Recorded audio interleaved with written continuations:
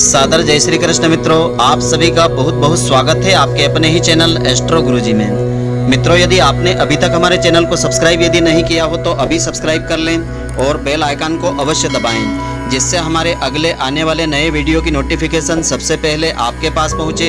आप नित्य नई नई ज्ञानवर्धक जानकारियाँ व नित्य का राशिफल हमारे चैनल से प्राप्त करते रहें।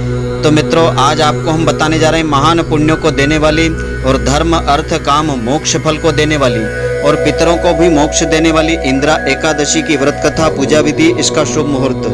तो जो भी स्त्री पुरुष श्रद्धा के साथ इस व्रत को धारण करते हैं, श्रद्धा पूर्वक इसकी व्रत कथा को श्रवण करते हैं, उन पर भगवान विष्णु जी की विशेष कृपा होती है। भगवान विष्णु जी के आशीर्वाद से उनके पितरों को मोक्ष फल प्राप्त होता है और जो मनोकामना होती है वह भी शीघ्र पूरी हो जाती है। तो मित्रों, पूरे वीडियो को आप ध्यान पूर्वक देखेंगे तभी इसका संपूर्ण फल आपको मिलेगा। तो पितृपक्ष के समय में इंदिरा एकादशी का व्रत करना काफी महत्व रखता है। तो आश्विन मास के कृष्ण पक्ष की एकादशी को इंदिरा एकादशी का व्रत रखा जाता है और विधि विधान और श्रद्धा के साथ पूजा इस दिन की जाती है। तो इस वर्ष में यह व्रत रहेगा दिनांक 13 सितंबर 2020 रविवार के दिन इंदिरा एकादशी का व्रत रहेगा। इसी व्रत के प्रभाव से जन्म मरण के चक्रों से मुक्ति मिल जाती है। यह व्रत पितरों को भी मोक्ष फल प्रदान करने वाला व्रत होता है। पूर्वजों को सद्गति मिलती है तो उनकी नाराजगी समाप्त हो जाती है, पितृ दोष से हमें मुक्ति मिलती है और वे अपने वंशजों को विशेष आशीर्वाद देते हैं। जिस घर में पितरों का आशीर्वाद बना रहता है वह घर खूब फलता फूलता है, उस घर में किसी भी चीज की कोई कमी नहीं रहती है। तो इसका शुभ मुहूर्त इस प्रकार से है। हिंदू पंचांग के अनुसार आश्विन मास के कृष्ण पक्ष की एकादशी तिथि 1 अक्टूबर 2021 शुक्रवार को रात्रि 11:03 से आरंभ होकर के 2 अक्टूबर 2021 शनिवार को रात्रि 11:10 तक रहेगी। इंदिरा एकादशी का व्रत 2 अक्टूबर 2021 शनिवार के दिन रखा जाएगा। वहीं व्रत का पारण रविवार को 3 अक्टूबर 2021 को किया जाएगा। तो पारण के लिए शुभ समय इस प्रकार से रहेगा। इस दिन प्रातःकाल 6:15 से आरंभ होकर के तो प्रातःकाल 8:37 का समय पारण का रहेगा। इस व्रत की विधि इस प्रकार से है। तो एकादशी तिथि के दिन प्रातःकाल स्नान और दैनिक कार्यों से मुक्त होकर के स्वच्छ वस्त्र आपको धारण करना चाहिए।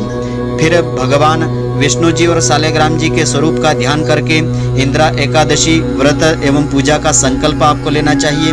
इसके पश्चात शुभ मुहूर्त में पूजा स्थल पर शालिग्राम जी और भगवान विष्णु जी की मूर्ति या तस्वीर को स्थापित करें। अब गंगाजल, रोली, चंदन, अक्षत, धूप, दीप, नैवेद्य, मिठाई, श्रीफल, तुलसी पत्र के द्वारा उनकी श्रद्धा पूर्वक पूजन करें और इस दिन विशेष करके विष्णु जी के सतनाम स्तोत्र का पाठ करें या विष्णु सहस्त्र नाम का पाठ करें तो अनंत गुणा फलों की प्राप्ति होगी। तो व्रत उपवास का विशेष महत्व धर्म ग्रंथों में इस प्रकार से बताया है कि भगवान विष्णु जी की कृपा और पुण्यों को संचय करने के लिए एकादशी का व्रत किया जाता है। व्रत और उपवास में अंतर होता है।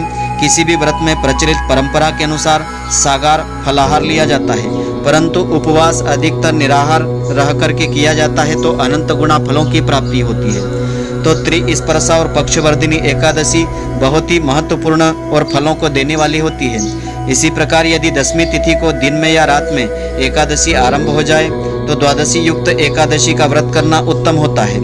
तो भगवान महादेव जी ने पक्षवर्धिनी एकादशी का महत्व श्री नारद जी को सुनाया था। यदि अमावस्या अथवा पूर्णिमा को 8 दंड की एकादशी रहे और दिन रात अविकल रूप से रहे और दूसरे दिन प्रतिपदा में कुछ अंश इसके चले जाए तो उस पक्ष की एकादशी पक्षवर्धिनी एकादशी मानी जाती है। इस एकादशी का व्रत अधिक पुण्यदायिनी और फलों को देने वाला माना गया है। तो जो भक्त जो है श्रद्धालु स्त्री पुरुष पक्षवर्धिनी एकादशी का महात्मा सुनते हैं अथवा पढ़ते हैं वे उस पुण्य के भागी हो जाते हैं। इस पक्षवर्धिनी एकादशी के समान ही त्रिस्पर्शा एकादशी के व्रत का वर्णन किया गया है। यदि किसी एक तिथि के दिन एकादशी और द्वादशी तिथि भी हो तथा रात्रि के अंतिम प्रहर में त्रयोदशी तिथि आरंभ हो जाए तो ऐसी एकादशी त्रिस्पर्शा एकादशी कहलाती है। इसका व्रत करने से अनंत गुणा फलों की प्राप्ति होती है। तो शास्त्रकारों ने व्रत का स्तर अलग अलग प्रकार से बताया है। आप अपनी श्रद्धा और भक्ति के अनुसार जो भी संभव हो आप कर सकते हैं। तो पहला तो बताया है निर्जल व्रत, दूसरा उपवास व्रत, तीसरा केवल एक बार अन्न रहित दुग्ध आदि पेय पदार्थ ग्रहण करके व्रत करना और अगला व्रत बताया है नक्त व्रत, दिन भर उपवास रख करके रात्रि में इसमें फलाहार लिया जाता है। और अगला बताया है एक भुक्त व्रत, किसी भी समय एक बार फलाहार करना। और अशक्त, वृद्ध, बालक और रोगी जो भी हो, जो व्रत नहीं कर सके, यथासंभव एकादशी के दिन अन्न का परित्याग तो आपको कर ही देना चाहिए। तो वर्तमान समय में सांसारिक मनुष्य की स्वाभाविक प्रवृत्ति भोग विलास और आनंदपूर्ण जीवन की ओर ज्यादा रहती है। अतः इस मनोवृत्ति को सीमित करते हुए सत्कर्म में, ईश्वर की आराधना में नियमित आपको संलग्न रहना भी व्रतों का ध्येय हो जाता है।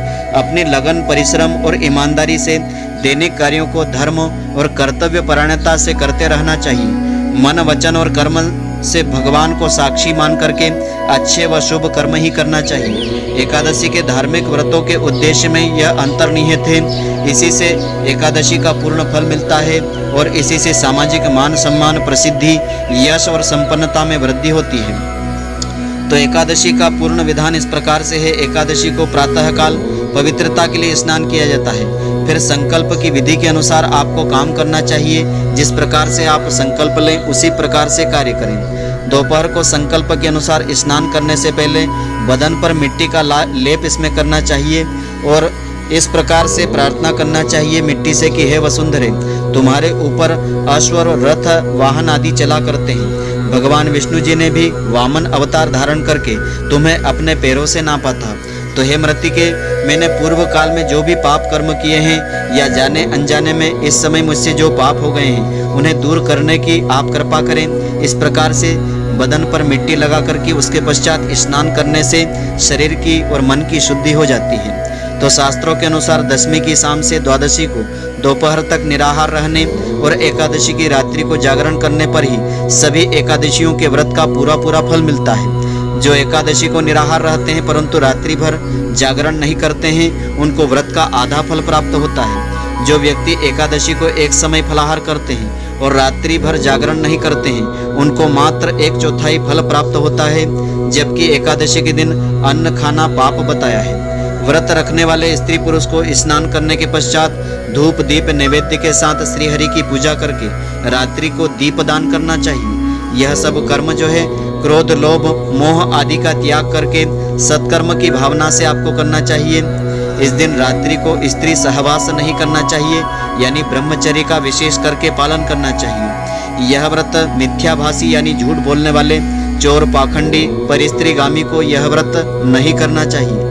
भक्ति युक्त होकर के रात्रि में जागरण करना चाहिए। अपनी अपनी शक्ति और श्रद्धा के अनुसार ब्राह्मणों को दान दक्षिणा देना चाहिए।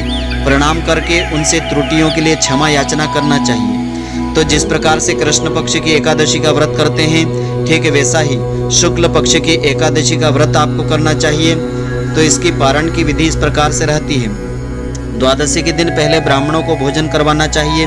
जो ऐसा करने में असमर्थ हो तो ब्राह्मण भोजन के निमित्त कच्चा सीधा सामान किसी भी देव मंदिर में अथवा सुपात्र ब्राह्मण को थाली में सजा करके दान में देना चाहिए। हरिवासर में पारणा करना निषेध होता है। तो एकादशी के व्रत करने वाले मनुष्य यदि सभी नियमों का पालन कर सके तो वह व्रत उन्हें पूर्ण फलदायी सिद्ध होगा। तो पारण का मुहूर्त इस दिन इस प्रकार से रहेगा। दिनांक 14 सितंबर 2020 सोमवार के दिन प्रातःकाल 6:38 से तो प्रातःकाल 8:38 के मध्य का जो समय रहेगा, इस समय अवधि में आपको इस व्रत का पारण कर लेना चाहिए। तो अब इसकी पुण्यदायिनी व्रत कथा इस प्रकार से है। इस व्रत कथा को इस दिन श्रद्धा पूर्वक जो भी स्त्री पुरुष श्रवण करेंगे उन्हें इस व्रत का संपूर्ण फल मिलेगा और पितरों को मोक्ष फल की प्राप्ति होगी। जाने अनजाने में किए हुए पाप कर्म सब नष्ट हो जाएंगे। तो कथा इस प्रकार से है। धर्मराज युधिष्ठिर ने विनय पूर्वक पूछा कि हे भगवान, सांसारिक जीवन में मनुष्य को पाप कर्म से हमेशा ही बचना चाहिए। हे युधिष्ठिर, इंदिरा एकादशी सभी पापों को नष्ट करने वाली तथा पितरों को अधोगति से मुक्ति दिलाने वाली है। तो प्राचीन समय की बात है कि सतयुग में महिष्मति नामक नगर में एक प्रतापी राजा इंद्रसेन राज्य करता था। वह प्रजा का उत्तम प्रकार से पालन किया करता था। राजा का यश सभी ओर फैल चुका था। राजा पुत्र पौत्र और धन धान्य से संपन्न था। वह भगवान विष्णु जी का अनन्य भक्त था। विष्णु की भक्ति में तत्पर होकर के गोविंद के मोक्षदायक नामों का जाप करते हुए समय व्यतीत किया करता था और विधि पूर्वक आध्यात्म तत्व के चिंतन में लगा रहता था। तो एक दिन जब राजा अपनी सभा में बैठा था तो आकाश मार्ग से महर्षि नारद जी पधारे। राजा और सभासद नारद जी को देख करके हाथ जोड़ करके खड़े हो गए। विधि पूर्वक उच्च आसन उनको दे करके उनको अर्घ्य दिया गया तथा उनकी पूजा की।